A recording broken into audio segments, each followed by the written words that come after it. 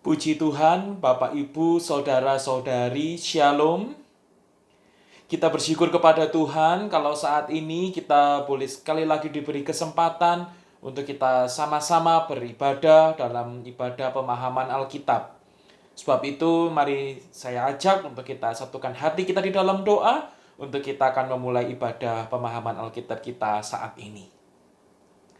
Terima kasih Tuhan untuk semua kasih-Mu, karuniamu, anugerah-Mu yang Kau berikan bagi kami berlimpah-limpah Tuhan. Bahkan kami bersyukur untuk kami boleh sekali lagi diberi kesempatan untuk kami akan belajar firman Tuhan. Sebab itu Tuhan kami mohon Kau yang membantu kami Tuhan untuk kami boleh mengerti apa yang menjadi isi hati-Mu bagi setiap kami. Dan biarlah hidup kami boleh terus makin berkenan di hadapan Tuhan, terus dikuatkan di dalam kebenaran firman Tuhan. Di dalam nama Tuhan Yesus Kristus kami berdoa dan bersyukur. Amin. Bapak, Ibu, Saudara-saudari, bagian Alkitab yang akan kita pelajari saat ini dari Mazmur 87. Mazmur 87 yang saya beri judul Keistimewaan Yerusalem. Keistimewaan Yerusalem.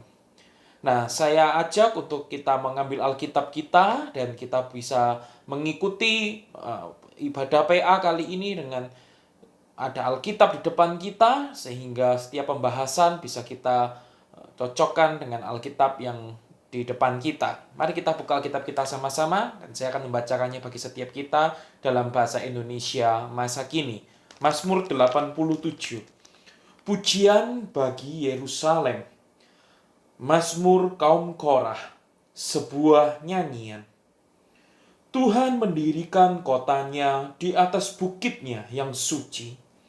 Dari semua kota di Israel, Yerusalem yang paling dikasihinya. Dengarlah, hai kota Allah, hal-hal yang menakjubkan dikatakannya tentang engkau. Mesir dan Babel akan kumasukkan dalam daftar bangsa-bangsa yang taat kepadaku. Bahkan Filistea, Tirus dan Sudan masuk bilangan penduduk Yerusalem. Kepada Sion orang akan berkata bahwa semua bangsa termasuk warganya dan bahwa yang maha tinggi akan mengukuhkan dia. Tuhan akan memasukkan bangsa-bangsa dalam daftar penduduk Yerusalem. Mereka akan menari dan menyanyi. Sion adalah tempat asalku. Amin. Bapak, Ibu, Saudara-saudari, Mazmur 87 adalah Mazmur nyanyian Sion. Mazmur yang memuji kehadiran Allah di Yerusalem. Yang termasuk dalam jenis Mazmur nyanyian Sion ini adalah Mazmur 46, 76, 84, 87 yang kita pelajari saat ini, dan 122. Nah, Bapak, Ibu, Saudara-saudari, Mazmur 87 ini sendiri menyadarkan umat Israel bahwa kehadiran Tuhan atas Yerusalem itu membuat Yerusalem menjadi istimewa. Jadi kalau Yerusalem itu sekarang menjadi istimewa, itu karena kehadiran Tuhan atas Yerusalem. Nah, bagaimana dengan stansa dari Mazmur 87 ini? Di dalam ayat yang pertama sampai dengan ayat yang ketiga, kita akan melihat keistimewaan Yerusalem di antara semua kota di Israel. Di ayat yang keempat sampai dengan ayat yang keenam itu berisi keistimewaan Yerusalem di antara bangsa-bangsa. Dan kemudian di ayat yang ketujuh berisi keistimewaan Yerusalem mendatangkan nyanyian sukacita. Mari kita akan melihat ke stansa yang pertama, Bapak, Ibu, Saudara-saudari, yang berisi keistimewaan Yerusalem di antara semua kota di Israel, yang bisa kita lihat dari ayat yang pertama sampai dengan ayat yang ketiga. Nah, Bapak, Ibu, Saudara-saudari, Mazmur ini dibuka dengan judul Mazmur kaum Korah, sebuah nyanyian. Apa maksudnya dari Mazmur kaum Korah, sebuah nyanyian ini? Mazmur kaum Korah itu menunjuk pada keturunan dari Korah. Nah, itu bisa kita pelajari kisah Korah itu di dalam Bilangan 16 ayat yang pertama sampai dengan ayat yang ke-50. Dan kemudian dikatakan ini adalah sebuah nyanyian yang berarti ini adalah sebuah lagu yang biasanya diiringi dengan alat musik. Nah, lalu kemudian apa yang bisa kita lihat dari ayat yang pertama sampai dengan ayat yang ketiga ini, Bapak Ibu Saudara-saudari? Di dalam ayat yang pertama sampai dengan ayat yang ketiga menunjukkan bahwa Yerusalem itu begitu istimewa, dan karena terlalu istimewanya Yerusalem itu, bahkan dikatakan bahwa memang Yerusalem itu jauh lebih istimewa dari semua kota yang ada di Israel. Dan kemudian dijelaskan dari ayat yang pertama sampai dengan ayat yang ketiga, kita bisa melihat bahwa penyebab dari keistimewaan Yerusalem itu sama sekali bukan karena kehebatan bangunannya ataupun mungkin orang-orangnya yang pintar, yang kaya, dan lain sebagainya. Keistimewaan Yerusalem sama sekali tidak berasal dari diri Yerusalem sendiri, dari kota Yerusalem sendiri. Tetapi keistimewaannya itu karena Tuhan sendiri yang mendirikan kota itu. Bahkan dikatakan di dalam ayat yang pertama sampai dengan ayat yang ketiga itu bahwa Yerusalem itu juga sering kali disebut dengan istilah kota Allah. Sangat luar biasa. Kota ini disebut kota Allah. Nah, mengapa bisa disebut kota Allah? Prinsipnya, karena memang Tuhan sendiri yang mendirikan kota itu. Artinya, ada kehadiran Tuhan di kota itu. Di mana kita tahu di Yerusalem terdapat bait suci yang di dalamnya ada tabut perjanjian yang merepresentasikan kehadiran Tuhan dan di atas bumi, kehadiran Tuhan di atas bumi, dan itu membuat Yerusalem menjadi begitu istimewa sehingga dia disebut kota Allah, dan dia melebihi istimewanya, itu melebihi dibanding semua kota yang ada di Israel. Bapak Ibu Saudara-saudari, itulah kita pelajari di stanza yang pertama, bahwa Yerusalem itu begitu istimewa dibanding dari semua kota-kota di Israel, dan yang membuat dia istimewa bukan karena keberadaan kota itu sendiri ataupun orang-orang di dalamnya, tetapi itu semuanya karena kehadiran Tuhan di atas kota itu. Dan kemudian di stanza yang kedua, yaitu di ayat yang keempat sampai dengan ayat yang keenam, kita akan melihat sekarang keistimewaan Yerusalem bukan hanya di antara kota-kota di Israel, tetapi bahkan di antara bangsa-bangsa. Nah, Bapak Ibu Saudara-saudari, dari ayat yang keempat sampai dengan ayat yang keenam, kita akan melihat di situ dijelaskan pertama kali ada Mesir dan ada Babel. Mesir itu adalah sebuah negeri yang memiliki kekuatan internasional yang begitu besar. Dan Mesir itu merupakan musuh Israel sejak dahulu kala. Dan kemudian bagaimana dengan Babel? Babel ini juga adalah sebuah negeri yang memiliki kekuatan internasional yang begitu besar, yang menjadi lambang dari kejahatan dan juga permusuhan dengan Tuhan. Dan bahkan Babel ini adalah negeri yang pernah menghancurkan kerajaan selatan, kerajaan Yehuda. Nah, Bapak Ibu Saudara-saudari, yang menarik adalah Mesir dan Babel yang sering kali itu dikenal sebagai musuh Israel, tetapi di dalam ayat yang keempat sampai dengan ayat yang keenam kita melihat ternyata baik Mesir, Babel, Filistea, Tirus, dan Sudan, semuanya dapat termasuk dalam bilangan penduduk Yerusalem. Nah, mengapa hal itu bisa terjadi? Dulunya musuh, sekarang justru menjadi bilangan penduduk Yerusalem. Nah, ini memang ada dua kemungkinan, Bapak Ibu Saudara-saudari. Kemungkinan yang pertama, itu karena memang Mazmur ini ditulis dalam situasi di mana orang-orang Israel itu sudah tersebar di antara bangsa-bangsa yang disebutkan tadi, yang di antara bangsa-bangsa ini, itu karena peperangan. Jadi karena ada peperangan, maka memang situasi orang Israel itu sudah tersebar di antara bangsa-bangsa yang sudah disebutkan tadi. Nah, tetapi juga kemungkinan yang kedua bisa jadi juga karena bangsa-bangsa itu sendiri sekarang mau mengakui Tuhan, Allah Israel itu sebagai Allah.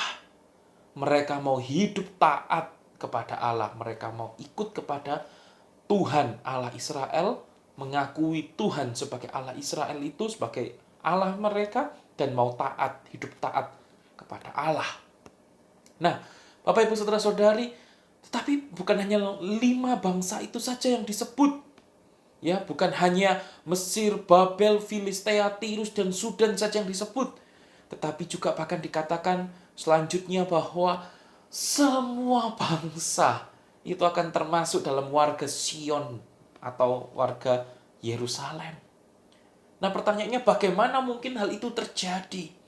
Bukankah seharusnya setiap orang itu akan merupakan penduduk dari tempat kelahiran mereka masing-masing? Berdasarkan ya di mana mereka lahir. Kalau sekarang di zaman sekarang di Indonesia berdasarkan akte kelahirannya. Lahir di Indonesia ya adalah warga negara Indonesia, memiliki akte kelahiran Indonesia. Tapi bagaimana mereka bukan lagi menjadi warga penduduk tempat kelahiran mereka masing-masing, tetapi menjadi warga Sion, warga Yerusalem. Nah, Bapak Ibu Saudara-saudari, di satu sisi kita bisa melihat bahwa dalam bahasa puisi, pemazmur sebenarnya sekarang sedang ingin menuliskan hal ini, itu untuk menekankan bahwa betapa istimewanya Sion, betapa istimewanya Yerusalem dari segala bangsa. Sampai dikatakan bahwa semua bangsa itu akan termasuk dalam warga Yerusalem. Dan itu berarti segala bangsa itu bisa memberikan penghormatan khusus pada Yerusalem.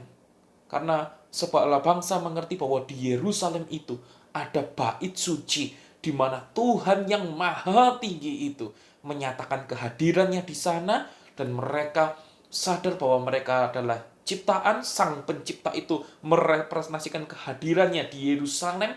Sebab itu mereka semua memberikan penghormatan khusus pada Yerusalem. Tetapi juga Bapak Ibu Saudara-saudari, hal ini juga bisa berarti merupakan sebuah nubuatan, di mana konsep bahwa Yerusalem itu akan menjadi ibu dari segala bangsa, semua bangsa, itu ternyata terus dikembangkan sampai pada perjanjian baru. Nah, itu kalau kita melihat Bapak Ibu Saudara-saudari dalam Ibrani 12 ayat yang ke-22 sampai dengan ayat yang ke-24. Saya cakap kita akan membacanya. Ibrani 12 ayat yang ke-22 sampai dengan ayat yang ke-24 dalam bahasa Indonesia masa kini itu berbunyi demikian. Sebaliknya, kalian telah datang ke Bukit Sion dan kota Allah yang hidup, yaitu Yerusalem yang di surga dengan beribu-ribu malaikatnya. Kalian mengikuti suatu pertemuan yang meriah, pertemuan anak-anak sulung Allah yang nama-namanya terdaftar di dalam surga. Kalian datang menghadap Allah, hakim seluruh umat manusia. Kalian menghadapi roh-roh orang-orang baik yang sudah dijadikan sempurna. Kalian datang menghadap Yesus, pengantara untuk perjanjian yang baru itu. Kalian menghadapi darah percikan yang menjamin hal-hal yang jauh lebih baik daripada yang dijamin oleh darah Habel. Bapak Ibu Saudara-saudari, penulis Ibrani menguatkan orang-orang beriman pada waktu itu yang mereka dianiaya. Mereka orang-orang beriman pada waktu itu harus menghadapi penganiayaan, lalu mereka mau kembali ke agama Yahudi, meninggalkan Yesus Kristus. Nah, disitulah penulis Ibrani menguatkan iman mereka seperti yang sudah kita baca tadi. Mereka disadarkan, hai orang-orang beriman, Sadarlah bahwa kalau kalian tuh sudah percaya kepada Kristus, kalian tuh bersama dengan seluruh bangsa. Seluruh bangsa. Itu kalian itu adalah bersama dengan seluruh umat manusia itu yang percaya kepada Yesus itu, kalian itu sebenarnya sudah datang ke Bukit Sion, ke kota Allah, ke Yerusalem yang sejati, yang dimana ada beribu-ribu malaikat yang ada di sana. Dikatakan bahwa mereka semua yang percaya kepada Yesus itu sebenarnya namanya terdaftar di surga. Sebab itu Bapak Ibu Saudara-saudari, ketika itu diarahkan kepada Yesus sebagai pintu yang benar untuk masuk ke dalam kota Allah, ke dalam Sion, ke dalam Yerusalem yang sejati itu, apa kemudian pesan dari maksud saya penulis Ibrani ini? Kita lihat sekarang Ibrani 12 ayat yang ke-28. Dikatakan sebab itu, hendaklah kita mengucap terima kasih kepada Allah karena kita menerima dari Dia suatu kerajaan yang tidak dapat bergoncang. Hendaklah kita berterima kasih dan beribadat kepada Allah dengan hormat dan takut menurut cara yang diinginkan olehnya sendiri. Nah, Bapak Ibu Saudara-saudari, orang-orang percaya, orang-orang beriman yang percaya kepada Kristus itu, yang sedang menghadapi penganiayaan saat itu, dikuatkan untuk kalian seharusnya terus mengucap syukur, terus beribadah hanya kepada Tuhan yang kalian kenal di dalam Tuhan Yesus Kristus. Tidak meninggalkan Tuhan Yesus Kristus. Mengapa? Karena kita sekarang sudah menerima dari Allah kerajaan yang tidak tergoncangkan itu. Nah, itulah Bapak Ibu Saudara-saudari, kita melihat bagaimana Yerusalem menjadi ibu dari segala bangsa. Dan kemudian yang sudah kita lihat di stanza yang kedua, dan mari kita akan melihat stanza yang ketiga Bapak Ibu Saudara-saudari, yaitu di ayat yang ke-7 yang berisi keistimewaan Yerusalem itu mendatangkan nyanyian sukacita. Nah Bapak Ibu Saudara-saudari, kita sudah melihat tadi dari ayat yang pertama hingga sampai dengan ayat yang ke-6, Tuhan itu telah begitu mengistimewakan Yerusalem dengan kehadirannya itu nyata di atas Yerusalem. Nah sebab itu, baik para penyanyi, pemusik yang ada di bait suci, maupun bahkan setiap orang yang akan datang ke Yerusalem untuk beribadah, mereka semua itu akan menari dan menyanyi atas perbuatan Tuhan yang besar ini. Dan memang bukankah sudah sepatutnya untuk mereka semua akan menari dan menyanyi, karena perbuatan Tuhan itu begitu sangat besar dan luar biasa atas Yerusalem ini. Anugerah Tuhan begitu besar atas Yerusalem. Mereka semua akan menari dan menyanyi karena Tuhan berkenan hadir dan tinggal dalam kota Allah itu. Nah Bapak Ibu Saudara-saudari, jadi apa makna Mazmur ini bagi umat Israel? Umat Israel diingatkan bahwa kunci keistimewaan Yerusalem itu karena Tuhan sendiri yang telah memberikan anugerah yang sangat besar bagi umat Israel dengan bersedia hadir dan tinggal di Yerusalem. Nah sekarang apa maknanya bagi kita? Yang pertama Bapak Ibu Saudara-saudari, dalam ibadah. Bagi setiap kita para pelayan Tuhan, mari kita sadari melalui Mazmur ini bahwa yang membuat kota Yerusalem istimewa itu bukan berasal dari kota Yerusalemnya sendiri dan dengan segala kemegahannya, tetapi yang membuat kota Yerusalem itu istimewa adalah karena kehadiran Tuhan. Sebab itu yang dipuji bukan Yerusalem, tetapi yang dipuji adalah Tuhan yang berkenan hadir menganugerahkan anugerah yang begitu besar bagi Yerusalem. Nah sebab itu bagi setiap kita para pelayan dalam ibadah, mari kita giat antusias untuk terus melayani, bukan karena gedung gerejanya yang mewah dan megah, bukan juga karena fasilitas dalam pelayanan yang harus begitu baik. Entah itu alat musik, entah itu sound system, entah itu kameramen, entah itu layar LED, entah itu atau apapun peralatan-peralatan yang lain. Bukan karena semuanya itu maka kita giat melayani. Tetapi marilah kita giat melayani karena memang kita mau melayani Tuhan yang ada di atas pelayanan kita.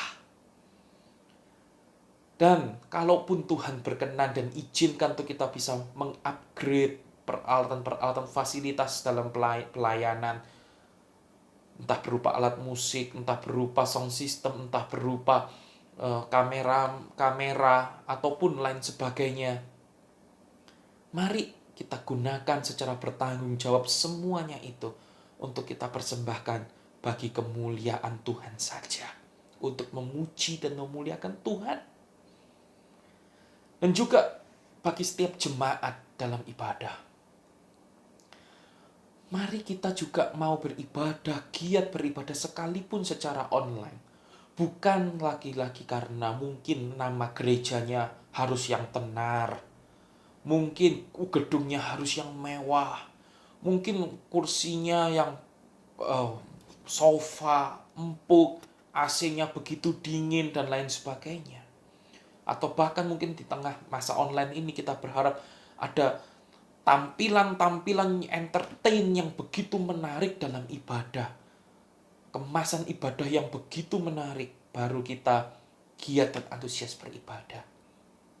Namun lebih dari semuanya itu, mari kita beribadah karena kita sedang menghormati Tuhan yang hadir di atas ibadah kita itu. Dan sekali lagi, jikalau kita memang boleh diizinkan memiliki gedung yang begitu megah, mungkin kita juga diberikan oleh Tuhan fasilitas untuk mengikuti ibadah online yang begitu baik dalam bentuk televisi ataupun dalam bentuk speaker dan lain sebagainya. Kalau Tuhan izinkan kita boleh menikmati semuanya itu dengan headset yang baik dan lain sebagainya, mari kita pergunakan semuanya itu kembali untuk beribadah kepada Tuhan, memuliakan Tuhan, menghormati Tuhan. Dan dalam kehidupan sehari-hari yang kedua, makna ibadah bagi kita dalam kehidupan sehari-hari, saya cantumkan di situ ada dua, yaitu baik Yerusalem maupun diri kita. Bapak Ibu Saudara-saudari, ingatlah mengenai Yerusalem, bahwa yang membuat Yerusalem istimewa itu karena kehadiran Tuhan. Sebab itu kita sebagai orang-orang beriman, umat Tuhan, orang-orang yang percaya kepada Kristus, jangan sampai kita mengkultuskan Yerusalem. Lalu kita berambisi untuk kita bisa pergi ke Yerusalem dengan sebuah motivasi, kalau sakit ke Yerusalem bisa sembuh.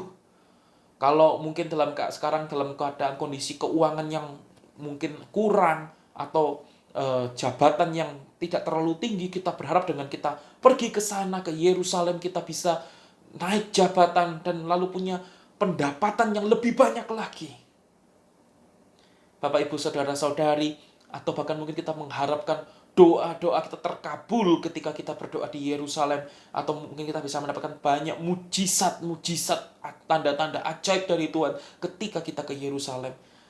Maka kita mengkultuskan Yerusalem. Bapak Ibu Saudara-saudari, firman Tuhan yang kita pelajari saat ini menegaskan bahwa yang membuat Yerusalem istimewa itu karena Tuhan itu sendiri. Dan yang berikutnya, dengan diri kita, setiap kita.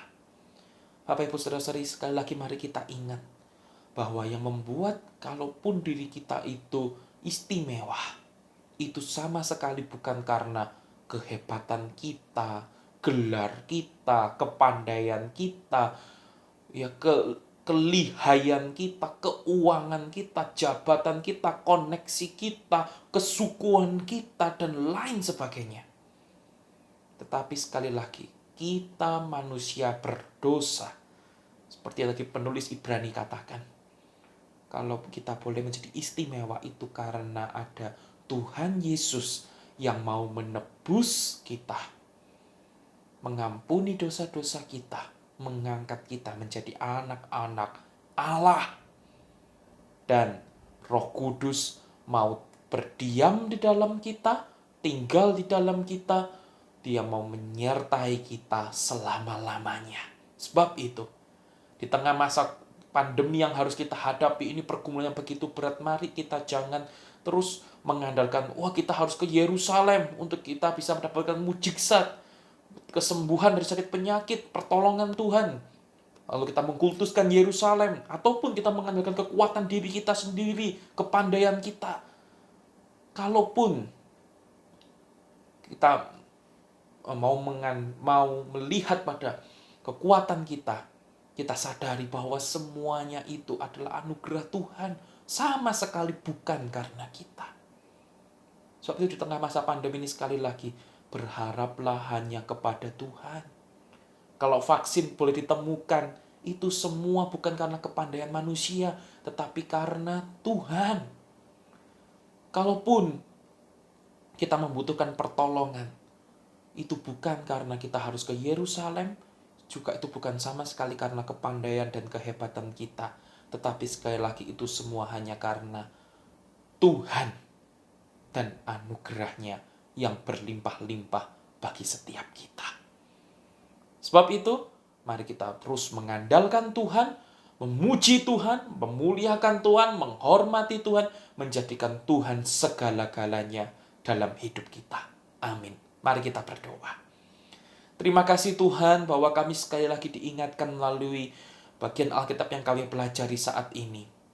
Bahwa yang menjadikan Yerusalem istimewa itu sama sekali bukan karena Yerusalem itu sendiri, tetapi karena kehadiran Tuhan di dalamnya. Jadi fokus kami bukan kepada Yerusalemnya, tetapi kepada Tuhan sendiri. Sebab itu Tuhan ajari kami, untuk kami boleh melihat hanya kepada Tuhan dalam ibadah kami, dalam kami menaruh iman dan pengharapan kami, dalam giat semangat kami melayani Tuhan.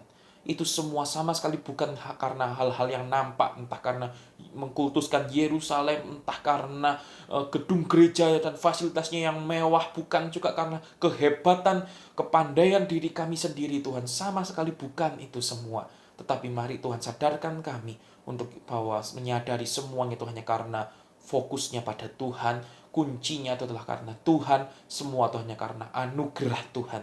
Sebab itu, kami mau kembali menghormati Tuhan, memuliakan Tuhan, memuji Tuhan, menaruh pengharapan dan iman kami hanya ke dalam tangan Tuhan. Terima kasih Tuhan. Di dalam nama Tuhan Yesus Kristus kami berdoa dan bersyukur. Amin. Puji Tuhan, Tuhan Yesus memberkati.